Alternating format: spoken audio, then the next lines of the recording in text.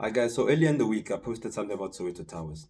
A lot of you were surprised to hear that the towers don't belong to anyone from Soweto. They don't belong to government, they actually belong to a white guy. And most of you were like, can't believe it, but I can understand why a lot of people were just in disbelief and just in awe over that fact. It's simply because for those who don't have the background, Soweto Towers are the main symbol that represents Soweto. Soweto Towers are the key symbol. Not even Mandela's face is a bigger symbol compared to the towers. When you think Soweto, you don't think Mandela's face, but the towers will pop up. Even a kid or just an artist from Soweto with an artistic expression of Soweto will feature the towers at some point. You know what I mean? So the towers resonate with people's hearts. We as Sowetans identify with the towers as if we are part of the towers and the towers are part of us, because nearly absolutely everywhere in Soweto, wherever you are, you turn around, you would see the towers. They're the highest structure in Soweto. And I don't think it's a white thing.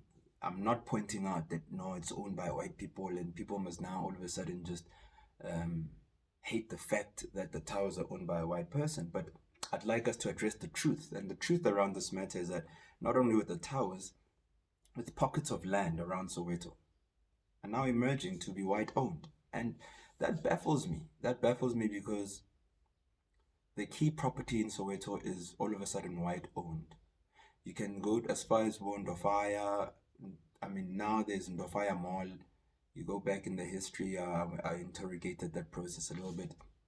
The place was, the property all of a sudden was white owned and a mall came up.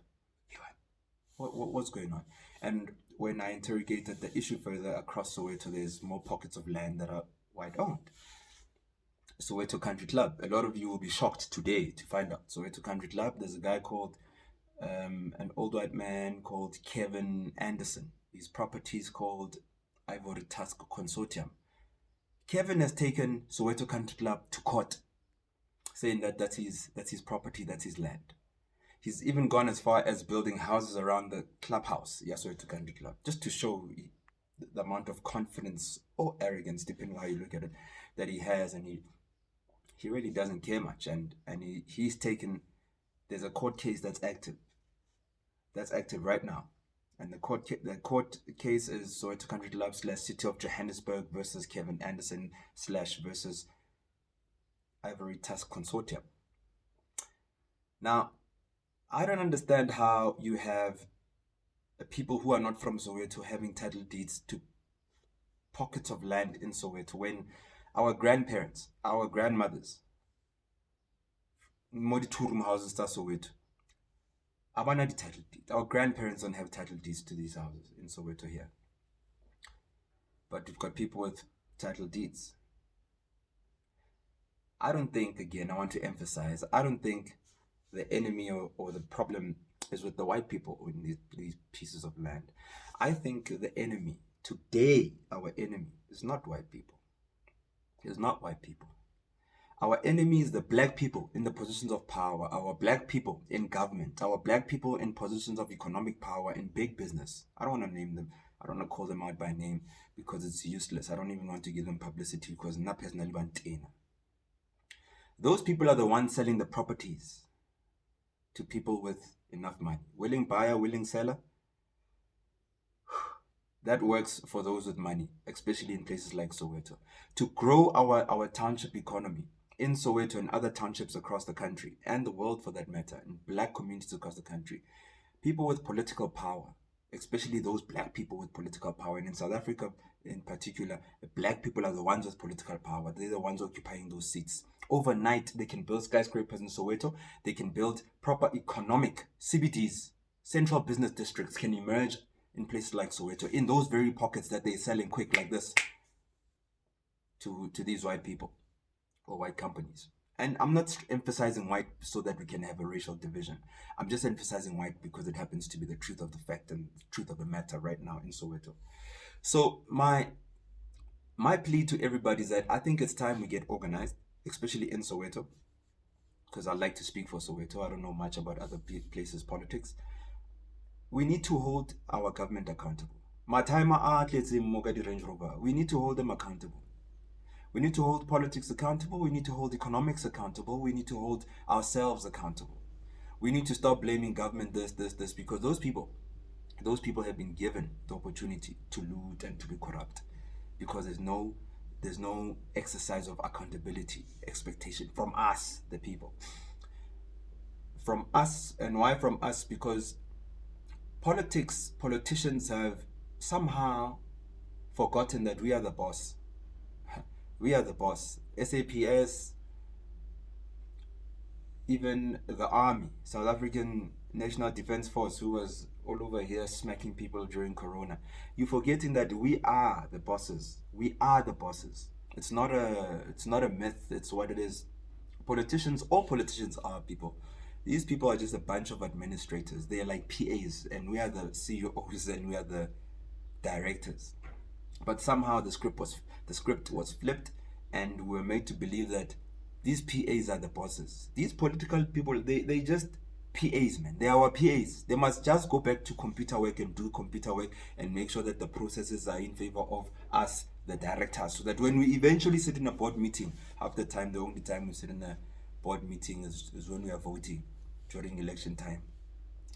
But we need to sit in that board meeting regularly, not just during the time when we have to put an X to paper next to a name. These people need to remember that we are not just inactive bosses. We are there, and we must hold them accountable. When we give them our billions, our trillions to use and make sure that our places develop, our kids go to school, we need to be there. If it was a business, you need monthly reports, even sometimes weekly reports, depending, not just voting reports, so who won the elections, and they must now see what they do with 20 trillion, 20 billion, or 20 whatever. So, coming back to the agenda, Soweto Towers, not owned by the people that value the towers, owned by a guy called Nico. It's okay. It's okay. But it's important for Nico and the Kevins and all the other guys who managed to acquire pieces of land in Soweto to also understand that a time is coming where we're going to interrogate the way you got this property.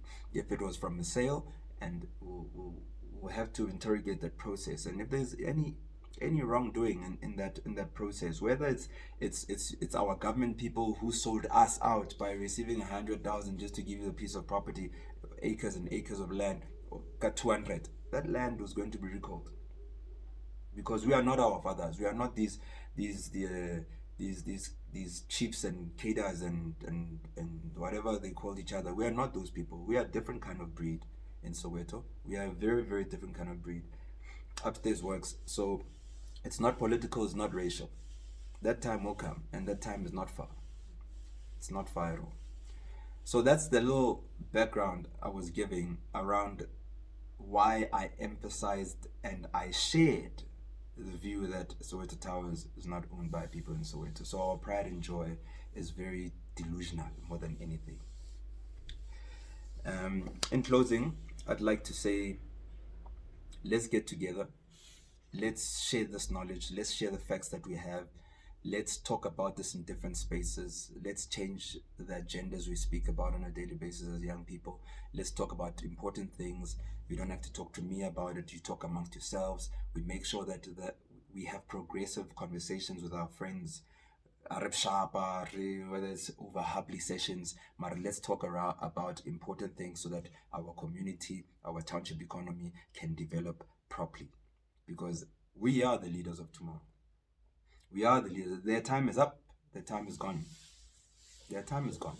And these politicians, our PAs, I want you to remember that there's many PAs who are in line to take the PA job.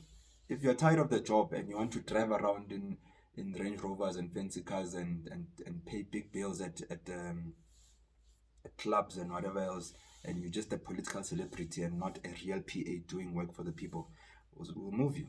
There's many PAs dressed in different colors. You know the colors. There's some dressed in blue, some dressed in red, some dressed in... And we'll pick the best PA to replace the green PA if the green PA thinks that the computer work is boring. Go back to the desk and do computer work and make sure that you're working for the people and not yourselves. This is a time for accountability. There's no other time. So I hope that this lands in the right ears and we make sure that we mobilize, we come together as a people and hold our PAs accountable. They must just go back to the desk and do computer work. It's important. And it's also important that we come together. It starts with the songs, musicians, bafethu bokabza yo bomaphorisa libo mamam bodondara. You guys have a big following. You need to change. You need to change what these kids are listening to.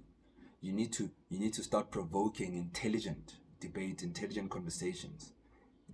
Let intelligence be part of our music. Intelligence. When you're listening to Pro Kid, even today you listen to Pro's music, you go homeschooled. It's a full lecture. That's why you could listen to Pro's intro till the last song.